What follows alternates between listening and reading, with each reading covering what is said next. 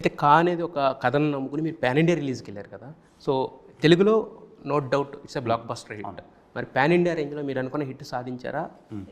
ఏం నేర్చుకున్నారు దాంతో? యాజ్ ఏ ప్రొడ్యూసర్గా కూడా ఇన్వాల్వ్ అయినారు కాబట్టి ఆ సినిమాతో ఏం నేర్చుకున్నారు మీరు? ఇక్కడ అంటే నేను ట్రై చేశాను ఫస్ట్ టైం అన్ని లాంగ్వేజ్లకి వెళ్ళి సినిమాని చేద్దామనే పరిస్థితిలో ఆ రిసీవింగ్ అంత అయితే బాగాలేదు. ఇప్పుడు మనం అదర్ సినిమాలని ఇక్కడ ఎంత అయితే రిసీవ్ చేసుకుంటామో నేను నార్త్ ట్రై చేయలేదు. టు బి వెరీ హానెస్ట్, నేను సౌతే ట్రై చేశాను కాబట్టి అక్కడి వరకు మాట్లాడుతున్నాను. ప్రయత్నించాను. మలయాళంలో దుల్కర్ సల్మాన్ సపోర్ట్ చేశారు, రిలీజ్ చేశాము. ఎక్స్పెక్ట్ చేసినంత రీచ్ అయితే రాలేదు. అప్పటికే వాళ్ళ సినిమాలు అక్కడ రిలీజ్ అయ్యండి, వాళ్ళ సినిమాలు ఎక్కువ బాగా ఆడుతూ మన cinema it's like good, it's not great, it's good. Cinema release అయింది, బాగుందంటారు పలానా సినిమా, బాగుందంట, చూసేవాళ్ళు చూశారు, అంతకుమించి గ్రేట్ ఏం లేదు. అంటే మీరు ఎక్స్పెక్ట్ చేసింది ఇంకా వేరే కొంచెం ఎక్కువే కదా. అంటే ఐ థాట్ సంథింగ్ ఓకే. ఇప్పుడు ఒక కొత్త కంటెంట్ అయితే చెప్తున్నాం కదా, ముందుగా నేను అది పాన్ ఇండియా అని చెప్పడానికి రీజన్ చాలా సందర్భాల్లో చెప్పాను. ఏదో వెళ్ళిపోవాలి, నేను అన్ని లాంగ్వేజ్లో చేయాలని తొందరపడ్డం కాదు.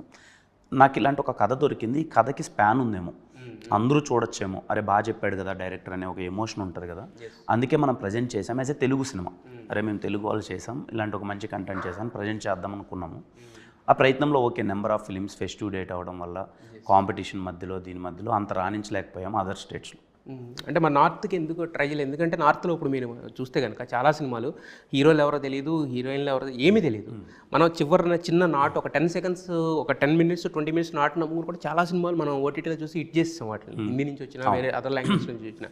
మరి కాకి అలాంటి రిసెప్షన్ ఎక్స్పెక్ట్ చేశారా? ఏదో కొంచెం అక్కడ మళ్ళీ చేద్దామని ఒక చిన్న ప్రయత్నం అయితే ఉంది. రీమేక్గా ఇలా ఉంది, ఒక చిన్న డిస్కషన్, ఒక ప్రపోజల్స్ వస్తున్నాయి మంచివి, చూడాలి. ఓకే, అయితే త్వరలో కిరణ్ అబ్బవరం గారిని బాలీవుడ్ సినిమాలు చూడబోతున్నాము మనం. Let's see. అది రీమేక్, అది మనం చేస్తాం.